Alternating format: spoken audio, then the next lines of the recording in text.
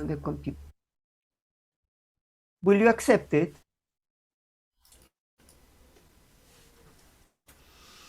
Hi, John. Good morning. Great to see Hi, you. how you doing? Fine. You have Good. something on your mind, I think. I do. I want to think about change. I've been going through some changes in my body and I'm wrestling with them a little bit. Mm, So, earlier this year, the arthritis in both my hips became really quite severe and it restricted my movement. So, I went to the doctor and they sent me for a steroid injection, which gave a lot of relief, but only for a short time. right. And that was the best they had to offer. So now I realise that this is here to stay. This is not something that can be cured. And that realisation, that mental apprehension is quite difficult to accept. It's quite difficult to accept that you are now restricted. I mean, I can stand for 10 minutes, I can walk for 100 yards, but that's it. And that's quite difficult to take on board. Yeah. So that's the first thing. And because I have suddenly become immobile, I've put on a lot of weight. So I get to the point where I think, goodness me, I've got to do something about this, or I'm going to turn into one of those people they have to winch out through the window. Sweetie. So that's quite a big challenge. I mean, so the first thing is to try and lose some weight. So I signed up for this Live Well, Stay Well course, Mm, and in my mind, I thought I had ticked a box. I thought that okay, that'll do it. Turning up to that will give me information, it'll put me amongst other people who are trying to lose some weight, and it'll get it in my mind, and that will be enough. And I'm 4 weeks in, I've lost 2 kilograms, yes. and I'm still unhappy about my physical condition. Mm, If I sustain this rate of weight loss, it's going to take 2 years to get down to anything like normal. Um, so there's a whole load of frustrations and um, there's anger. I think there's a grieving process. There's a I want a solution. yeah.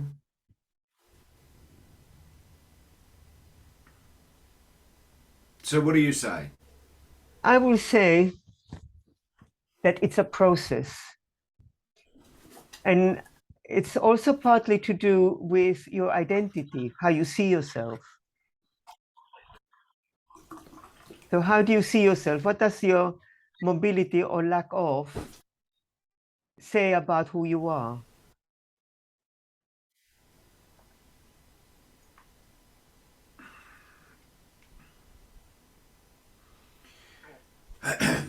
Well, I haven't. I don't think of myself as disabled, Good. and I don't think of myself as. I mean, I've seen other people who are old, white, male, bearded, grossly overweight, hobbling, and I don't think that that's me. It isn't you. I know what those people look like, and I think that's them. That's not me. Yes, yes. And tell me a little So, bit. Now, I'd like to hear a little bit more why you're not like them. What's different about you? well, I think that in order to have got to that point, they must have given up. They must have a very limited view of themselves. That's the difference. And I don't think that I have given up or have a limited view of myself. And yet, if I was being honest, that's who I am. Only physically. Well, No, no, no, only physically. yeah, but that is a pretty big part of who you are. I mean, Okay. I you think it's you can't dismiss it. You can't say only physically as if it's irrelevant. okay. Um, you haven't seen me for a very long time. In that time, my scoliosis has got a lot worse. Now, from the waist up, I look great. From the waist down, I'm stooped and I'm in pain. So I totally understand where you're coming from. And yet, it is not who I am. It is not who I am, whatever I look like. And I have to admit that when somebody suggested, a professional person suggested that we meet for a coffee, I felt vulnerable, that she might think less of me if she saw what I really look like with my sticks, with my back, my stoop. Um, and I still do. Nevertheless, So, so is there a danger in saying that's not who I am? Is there a danger of being in denial? Is there a danger of simply burying your head in the sand and ignoring your physical condition? Surely you have to become cognizant of it. Surely you have to acknowledge it. well, I have no choice. My body, Well, me, it's yeah, there. yeah, but you're saying it's not who you are. It's not, because I have a life purpose that takes over everything. And interestingly enough, when I'm coaching, my pain recedes because I'm so into what I'm doing. It means everything to me. Have you got anything that means so much to you that you go into the flow and for a Oh while yeah, you do? yeah, lots of things. Lots of things. I'm a poet. I'm a musician. I'm an event producer. I'm a fundraiser. I'm all sorts of things. I'm a father and a grandfather. I mean, there are many roles in life where I uh, trans transcend the arthritis in my hips. Mm, But I don't think I can ignore it. I don't think that it's no, enough. you I don't can't. think it's enough to say, I am this other person, therefore I can just forget about it. You can't. It's impossible. It's in your face. The pain is in your face. How can you ignore it?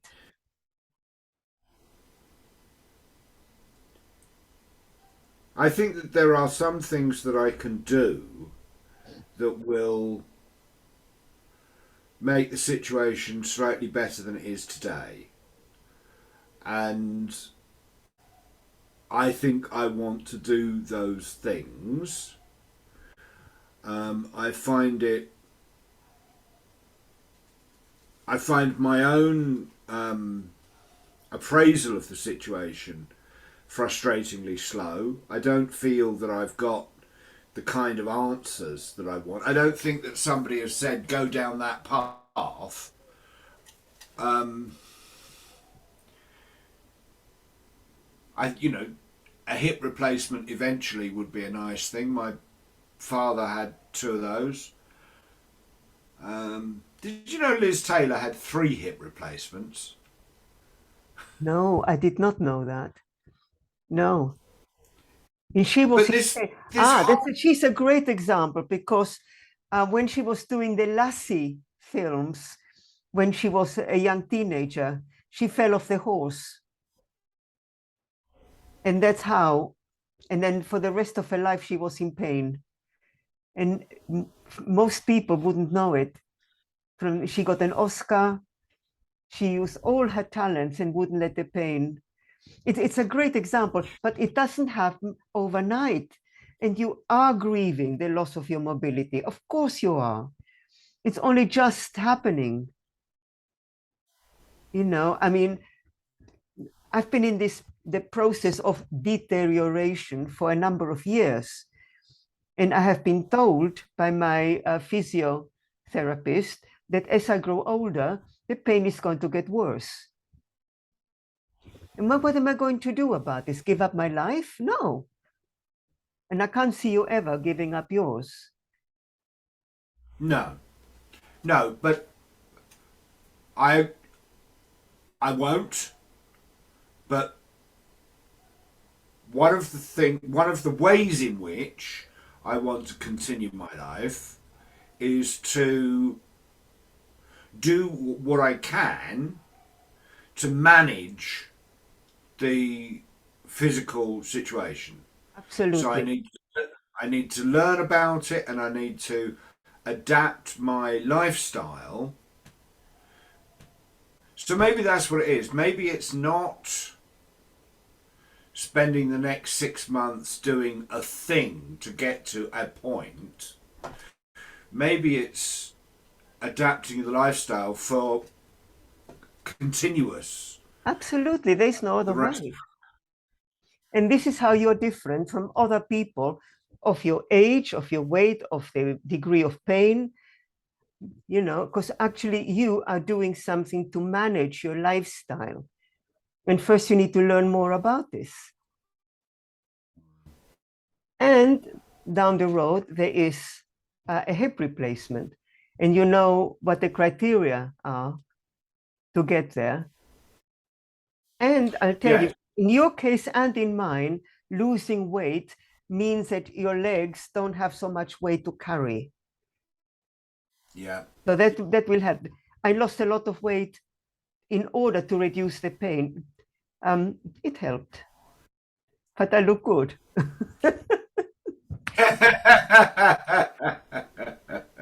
Well, I look forward to looking good too. So, so it's about lifestyle, and I guess that probably means an adjustment in thinking of who I am, because who you are includes the lifestyle. It does. So, the person I was previously could eat anything he wanted, drink anything he wanted, and not really worry about it. And I think that now I've probably got to the point where I have to change that. Mm. Have you heard of the 80-20 rule? Well, fasting 2 days In the a week. context of changing your lifestyle, it means about 80% watching what you eat and 20% enjoying food and drink, because otherwise you will never stick it. It just won't. Yeah, no, I don't suffer from the idea that I have to give up those things that bring me pleasure. I actually find a lot of pleasure in the things that I should be eating, salads and pulses and so on. So, There is more, actually. That sounds very boring. It can be well, really I don't think enjoyable. it's boring. I like it. Oh, good. That's good.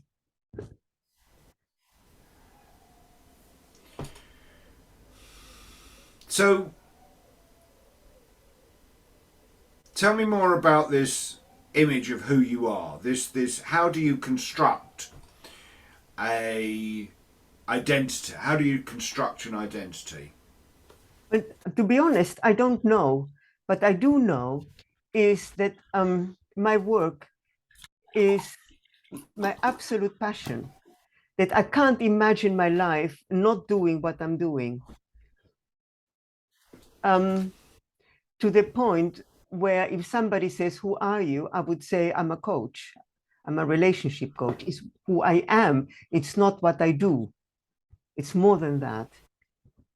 And I think that has formed who I am, my identity. So I didn't do it deliberately. It's become. Yes, a flower is a flower despite its ambition to be a tree. But what are you passionate about? Oh well, you know me well enough. I'm a musician, a composer, a poet, radio DJ, a podcaster. I do the same stuff as everybody else, I guess. So not true. So not true. When we first met, you were doing work to earn a living and supporting your family. You were great at it, but you didn't belong there. This is the work where you belong. And I remember when we talked about the transition from one to the other.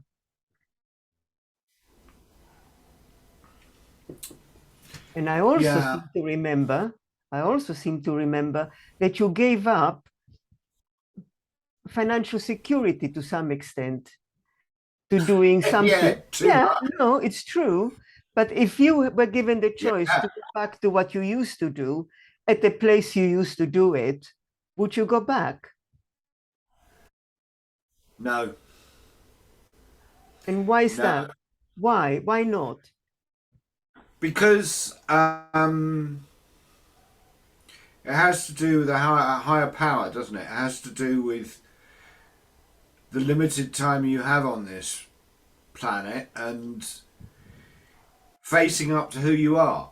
I I think one of the hardest things in life is to examine who you are and to accept who you are, because if you examine who you are inevitably going to find some bits you don't like.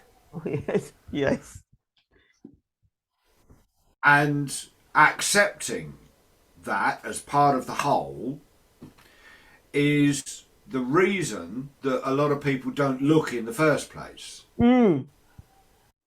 And which is why they stay trapped in unsatisfying jobs and they feel that life is unfair because other people are doing them down. They don't realise that it's them causing the repeated patterns of behaviour. Mm-hmm. So once you do that, once you look at yourself and accept the bad bits as well as the good bits, you have to do what that organism was meant to do. It's a kind of Mm-hmm. evolutionary thing. Yeah. You have to adapt. You have to adapt to your surroundings and express. And like I just said, the flower is a flower in spite of its intention to be a tree. So yes, I wouldn't go back. I could do with a little bit more financial security, but um, I have to be who I am. I'm just. I didn't expect arthritis to be part of who I am. Oh, sweet. I feel it absolutely what you just said.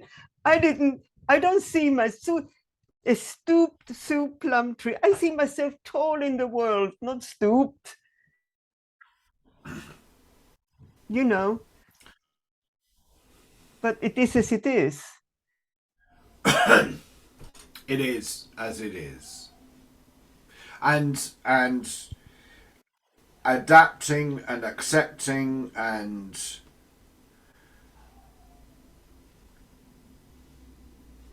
continuing to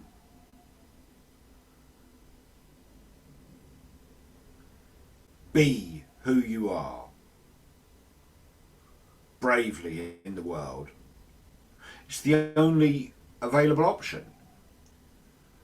But the one thing I would say to you is it takes time. You have to be patient with yourself. You have to be gentle with yourself. And I'm not very. every day you're making progress, baby steps. And it starts in your mind. That's where it all starts, not in your body, it starts in your mind. Well, my mind is impatient. Mm. It's not saying, oh shit, why me? Is that what you say? No, no, no, no, no, no. I don't think that this should be taken from me and visited on somebody else. I just didn't see it coming, and Mm. it's Yeah. it's a frustration. It's a frustration. Oh, yes. But you know, there are lots of frustrations in life. There are lots of people worse off than me. Mm. And they don't have your inner resources.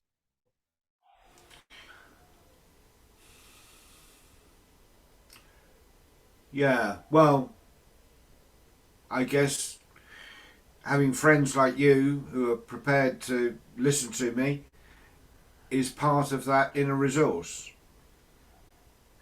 Thank you. So, what is your next, the first thing you will do now? Your next baby step?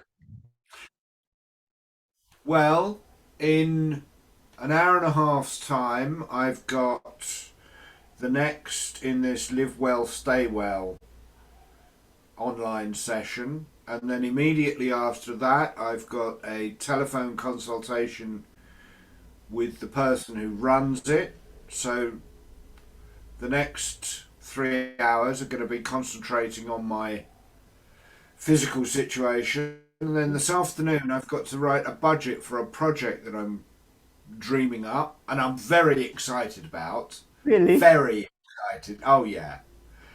I've got some really great people on board to take part in this project.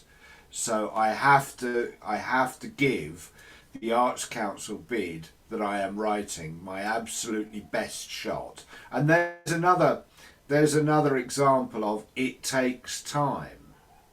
If you're writing a proposal, one of the bad habits I got into earlier this year was to dash off fundraising proposals much too quickly, Mm. thoughtlessly. And then I was surprised when they got rejected. And I needed to be told by somebody, look, you're not investing enough time and care and attention in this document. So that's what I have to do this afternoon. So I am doing it, but sometimes it's good to come and sit with you and tell you that I'm frustrated that it's baby steps and not a long jump. Mm. But thank goodness for people like you. You're so welcome. So, what is your takeaway from our conversation? How are you feeling now in contrast to The, how take, we started? the takeaway is, yeah, the takeaway is it takes time. The takeaway is that if you put the right lifestyle elements in place, it will happen, but it will take time. Um, Staring at the situation and banging your head against it won't make it happen any quicker. No. Well, I needed to be told that. So, I mean, these coaching sessions, sometimes the answer is simple, modest, and you just need to be reminded of what might be Mm. obvious to somebody else. Yeah.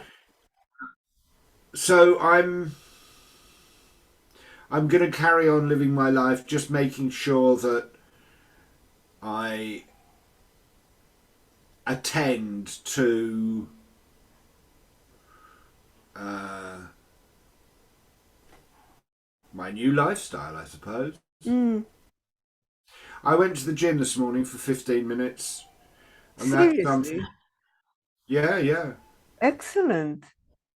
Well, I do that 4 times a week. It's just to build up the muscles around the hips. Yeah, excellent. It's not. It doesn't help with the weight loss because I can't move enough to burn the fat. Not by So that's gonna, itself, no, not by itself. so that's going to have to be dietary. That's excellent. Well done, you. Okay. Well, thanks for today's session, Sue. You're very welcome. Oh,